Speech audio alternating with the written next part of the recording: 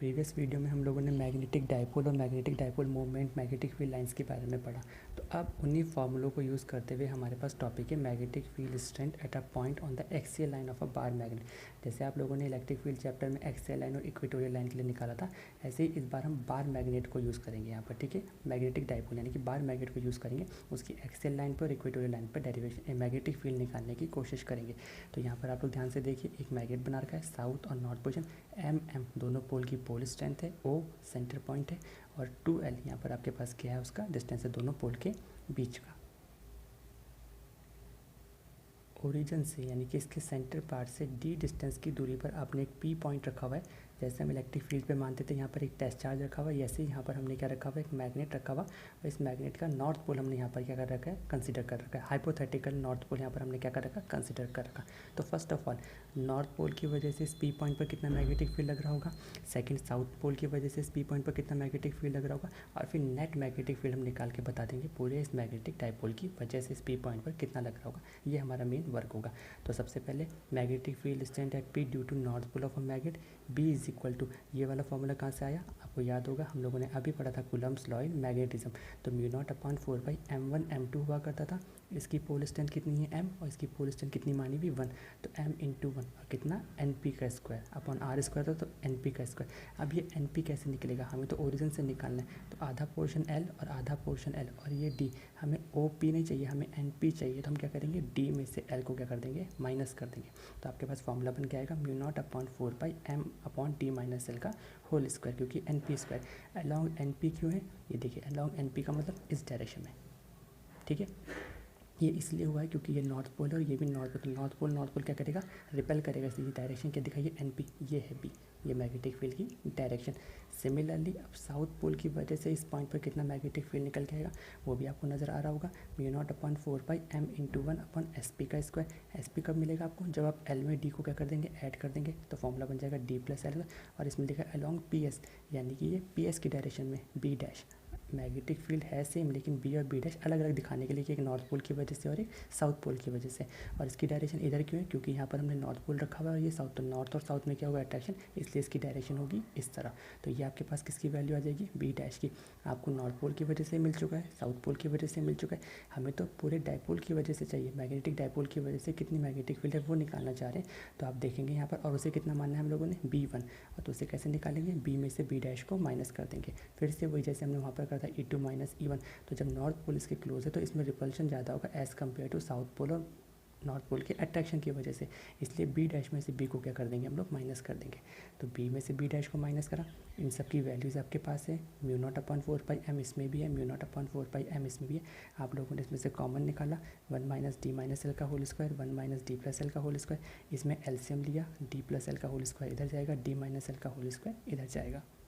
Next उसमें आपने LCM लिया होगा, होल स्क्वायर खोलेंगे और जो जो चीज़ें वहाँ पर कटी थी सब कैंसिल करने के बाद आपके पास कुछ ये टर्म्स बच जाएंगी, m into 2L into 2D और अपॉन में 4/d square minus L square का होल स्क्वायर। ये आपके पास वहाँ पर टर्म बची होगी जब आप उसका पूरा होल स्क्वायर खोलेंगे।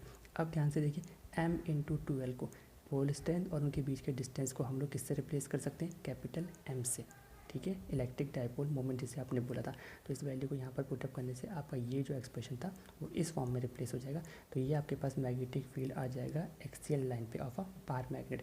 और फिर आपके पास एक स्पेशल केस है, अगर एल स्क्वायर डी स्क्वायर से क्या हो जाए, बहुत ज़्यादा छोटा हो जाए, तो यहाँ से आप लोग एल स्क्वायर को क्या कर देंगे, नेगलेक्ट कर देंगे। तो जब एल स्क्वायर को नेगलेक्ट करेंगे तो डी की पावर कितनी बचेगी, 4, एक डी से एक डी कैंसिल हो जाएगा, B1 आ जाएगा mu naught into 2m upon 4/d³। ठीक है, ये इसका स्पेशल केस है। और यहाँ पर आपने क्या निकाल दिया, मैग्नेटिक डाइपोल निकाल दिया, मैग्नेटिक फील्ड निकाली एक्सियल लाइन पे ऑफ अ बार मैग्नेट।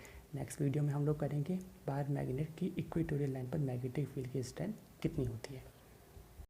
तो नेक्स्ट टॉपिक हमारे पास है when point lies on equatorial line.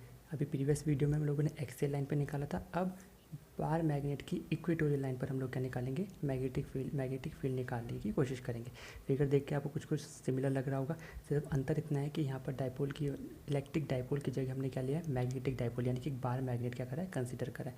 Origin से डी डिस्टेंस की दूरी पर एक पी पॉइंट रखा हुआ, जहाँ पर इस मैग्नेट की वजह से हम मैग्नेटिक फील्ड लाइन निकालने की कोशिश करेंगे। अब थोड़ा पहले मैं आपको फिगर एक्सप्लेन कर देता हूँ। ये टोटल डिस्टेंस 2L है, तो SO और ON कितना होगा, LL होगा। ये पोर्शन डी है, तो क्योंकि थीटा एंगल पर टिल्ट हो रखा है तो पाइथागोरस थ्योरम से पी एम की वैल्यू और पी एस की वैल्यू कितने के बराबर हो जाएगी, D square plus L square के बराबर होगी। यानी कि ये हाइपोटेन्यूज और ये hypotenuse D square plus L square की वैल्यू देगा। अब जब नॉर्थ पोल की वजह से पी पॉइंट पर हम मैग्नेटिक फील्ड निकालेंगे तो इसकी डायरेक्शन क्या होगी, पी भी इस डायरेक्शन में, ये इस डायरेक्शन में जाएगा। क्यों जा रहा है, क्योंकि यहाँ पर भी नॉर्थ पोल है और पी पॉइंट पर भी हमने कैसा पोल कंसिडर कर रखा, नॉर्थ पोल। और जब साउथ की वजह से पी पॉइंट पर मैग्नेटिक फील्ड की डायरेक्शन निकालेंगे तो उसकी डायरेक्शन क्या होगी, अलॉन्ग पी एस की तरफ, क्योंकि नॉर्थ पोल और साउथ पोल क्या करेंगे, अट्रैक्ट करेंगे। तो चलिए स्टार्ट करते हैं। तो सबसे पहले फील्ड स्ट्रेंथ निकाल रहे हैं हम पी पॉइंट पर due to north pole. North pole की वजह से पी पॉइंट पर कितना मैग्नेटिक फील्ड होगा वो निकालने की कोशिश करें। तो फिर से वही आपके पास क्या है, कूलम्ब्स लॉ, V0/4/m1m2/r² हुआ करता था। m इसकी पोल स्ट्रेंथ है, इसकी पोल स्ट्रेंथ 1 है और डिस्टेंस कितना है, np का स्क्वायर, तो ये आ जाएगा μ0m4π। और np की वैल्यू मैंने अभी आपको बताई √d² + l² पाइथागोरस थ्योरम के हिसाब से। लेकिन यहाँ पर पहले से स्क्वायर है तो उसका अंडर रूट क्या हो जाएगा, कैंसिल हो जाएगा। और डायरेक्शन मैंने आपको बता दी अलॉन्ग np मीन्स ये वाली डायरेक्शन। नेक्स्ट, जब आप साउथ पोल की वजह से पी पॉइंट पर मैग्नेटिक फील्ड निकालने की कोशिश करेंगे तो आएगा μ0/4πm1m2/r²। तो यहाँ पर m × 1 sp का स्क्वायर बनेगा। और उस केस में भी क्योंकि वो ट्रायंगल बन रहा है तो sp की जगह कितना आएगा, √d² + r²।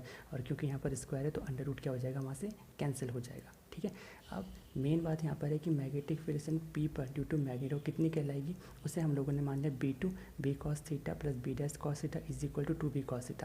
ये आया कहाँ से, अब इसे समझते हैं। देखिए ध्यान से फिगर में, इसकी वजह से मैग्नेटिक फील्ड की डायरेक्शन ये थी, साउथ पोल की वजह से मैग्नेटिक फील्ड की डायरेक्शन ये थी। तो हमें नेट मैग्नेटिक फील्ड की डायरेक्शन कहाँ मिलेगी वो निकालने के लिए हमने यहाँ पर थीटा को क्या करा, दो पार्ट्स में रिजॉल्व करा। तो सबसे पहले जब इस वाले के लिए रिजॉल्व करके देखा तो एक साइन थीटा का कंपोनेंट अपवर्ड डायरेक्शन में और एक कॉस थीटा का कंपोनेंट पैरेलल चलेगा।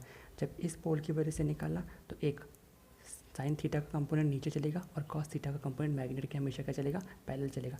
तो साइन थीटा वाले कंपोनेंट क्या हो जाएंगे, कैंसिल आउट हो जाएंगे और कॉस थीटा वाले कंपोनेंट क्या हो जाएंगे, एड अप हो जाएंगे। तो इस तरीके से हमें क्या पता लगा, साउथ पोल की वजह से भी मैग्नेट का कॉस थीटा कंपोनेंट आएगा और नॉर्थ पोल की वजह से मैग्नेट का कॉस थीटा वाला कंपोनेंट आएगा। तो दोनों की वजह से हम जब कॉस थीटा को एड अप करेंगे तो कितना बन जाएगा, 2 cos θ।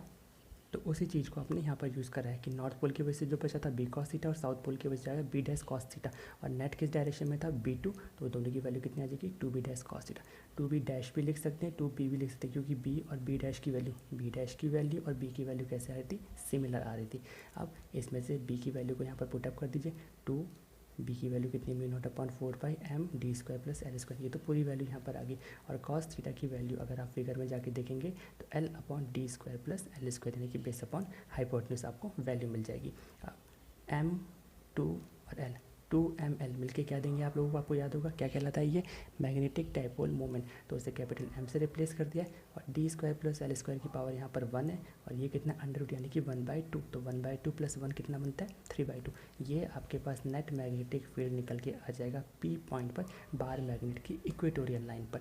और फिर से वही आपके पास एक स्पेशल केस है, अगर l² d² से बहुत ज़्यादा छोटा हो जाए तो यहाँ से l² को नेगलेक्ट कर दीजिए और जब d² की पावर 3/2 बचेगा तो 2 से 2 कैंसिल हो जाएगा, क्या रह जाएगा, d3।